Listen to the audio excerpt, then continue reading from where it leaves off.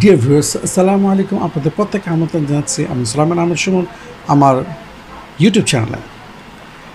Dear viewers, আমি আজকে আমার প্রতিবেদনটি সাজিয়েছি আমাদের প্রতিবেশী দেশ ভারতে নির্বাচনকে কেন্দ্র করে। সেখানে আজ কি হচ্ছে, 44 দিনের এই নির্বাচনে 7 দফা ভোট গ্রহণ চলবে এবং এই ভোট গ্রহণের পরই 1 জুন ঘোষণা করা হবে ভারতের নির্বাচনী ফলাফল।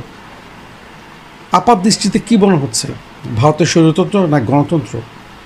গণতন্ত্রের দিন কি শেষ, না স্বৈরতন্ত্রের পথ সুগম হচ্ছে? এটাই আজ সেখানকার জনগণের মধ্যে প্রশ্ন। গণতন্ত্র কি রুদ্ধ হয়ে যাচ্ছে, না কি স্বৈরতন্ত্র সেখানে প্রাতিষ্ঠানিক রূপ প্রাপ্ত হচ্ছে?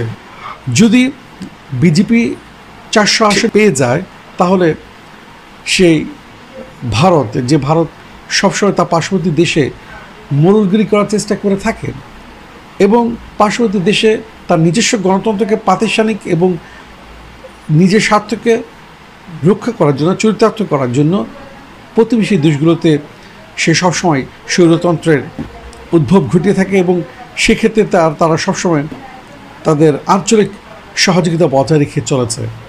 তাহলে কি ভারত আজ নিজেরাই সেই স্বৈরতন্ত্রের গ্যারাকলে আটকা পড়ল? এই নিয়ে আমার আজকে প্রতিবেদন।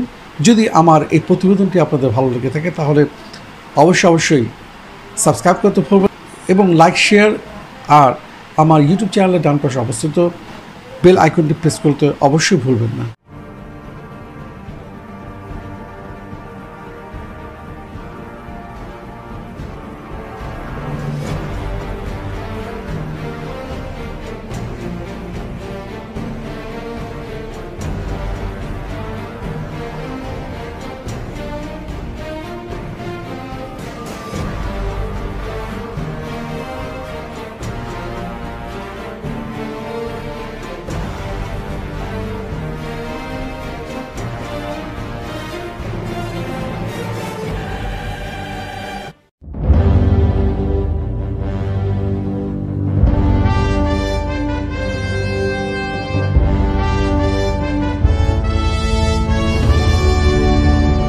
ভারতের রাজনীতি এখন কোন পথে?